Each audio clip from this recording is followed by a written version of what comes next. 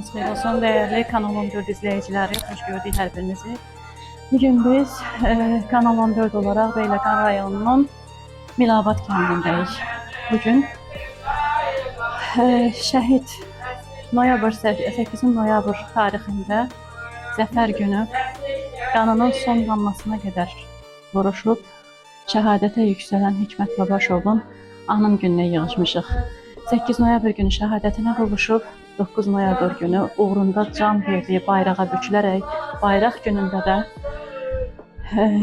torpağa tapşırılıb. Bugün biz Hikmət Babaşovun doğulduğu, böyüdüyü mənzildəyik və hazırda burada tədbir təşkil olunub. Mən indi sizə məclisi təqdim edəcəm, məclisdə iştirak edənləri göstərəcəm və ardından biz onun abidəsinə ziyarətə gedəcəyik. Mən indi keçid edeyim sizə, göstərim, təqdim edeyim məclisi, ardından abidəyə yola düşəcəyik.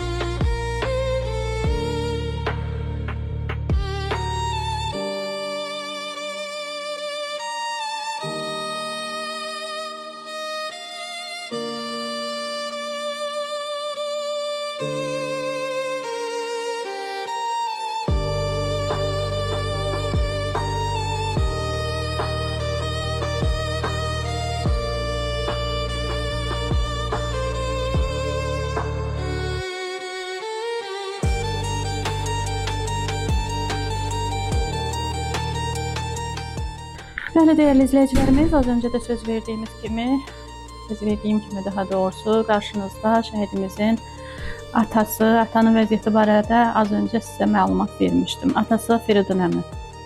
Təbii ki, bala həsrətidir, oradan da başımızın ucalığıdır. Allah bütün cəmi şəhidlərimizə rəhmət eləsin. Amma yenə deyirəm, valideyn üçün bala itkisidir. Səbəb nə olur, ölüm səbəbi nə olursa olsun, ailə üçün bala itkisidir.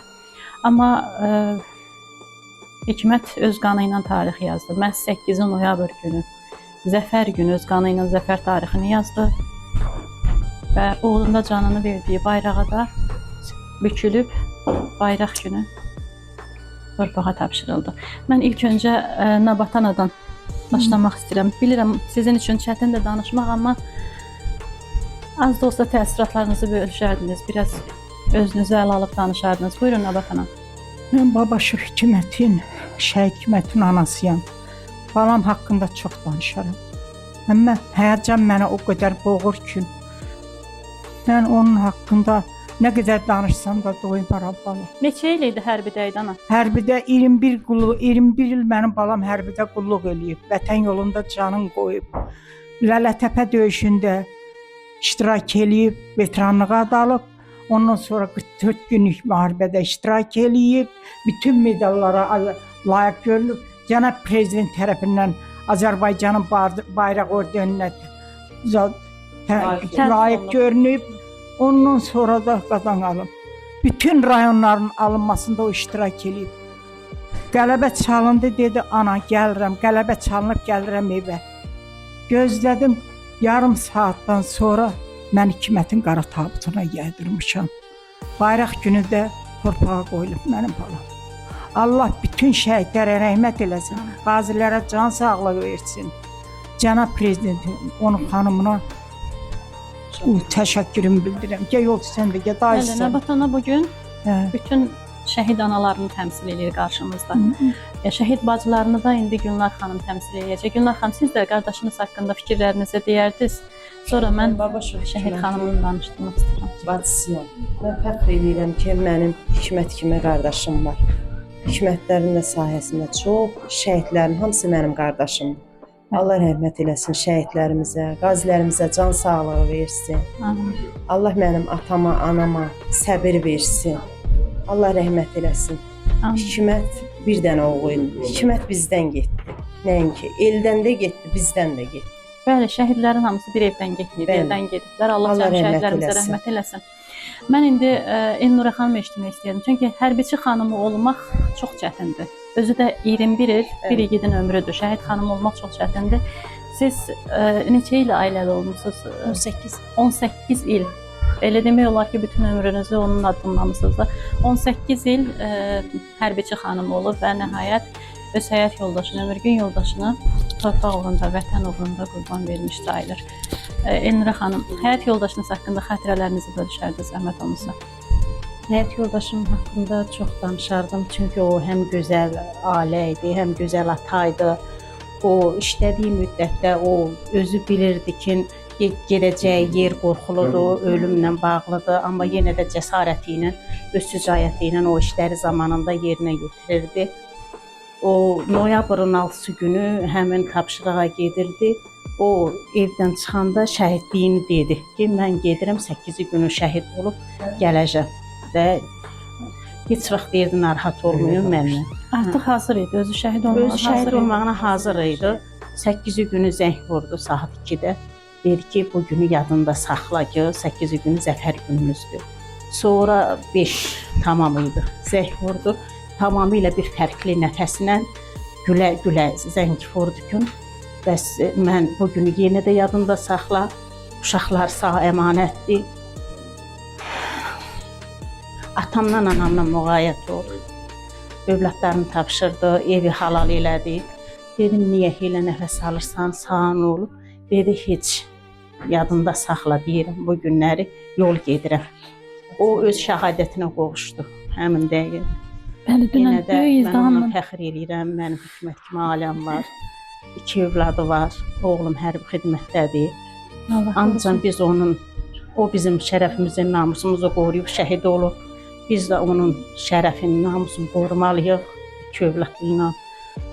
Artıq nə deyə bilərəm, çətindir, vallahi danışa bilmirəm. Bəli, əlbəttə ki, ötən gün bizim böyük izdihamla qeyd elədiyimiz o qələbə asanlıqla qazanılmadı. Bax, bu anaların göz yaşı, xanımların göz yaşı, bacıların göz yaşı sayəsində. Yəni biz o qələbəni Təbii ki, tək bir gün qeyd eləmirik. Azərbaycan var olduqca zəfər birlikdə yaşayacaq inşallah. Bəli, 21 il ömrünü vətən torpağında, vətən torpağını qorumaqla keçirdim. Siz özünüzü təqdim edərək danışın. Mən onları təqdim etdim.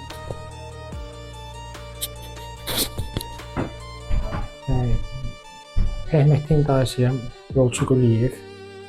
Allah bütün şəhidlərə rəhmət eləsin, qazilərə can sağlığı versin. Mənim bacım oğlu 21 il hərbidə olub, özü də gözəl iştirak eləyib. Mən yenə də deyirəm, bacıma da deyirəm, şəhid anaları qəhrəmandır. Bəli. Şəhid anaları qəhrəmandır. Onlara həmişə baş əyirəm, həmişə onlara quyruq dururam ki, bacım oğlu, əmim nəvəsi də şəhid olub. Allah bütün şəhidlərə rəhmət eləsin, sizin ömrünüz uzun olsun. Gələn qonaqlara bir daha təşəkkürümü bildirirəm. Çox sağ olun, minnətdaram. Borcumuzdur.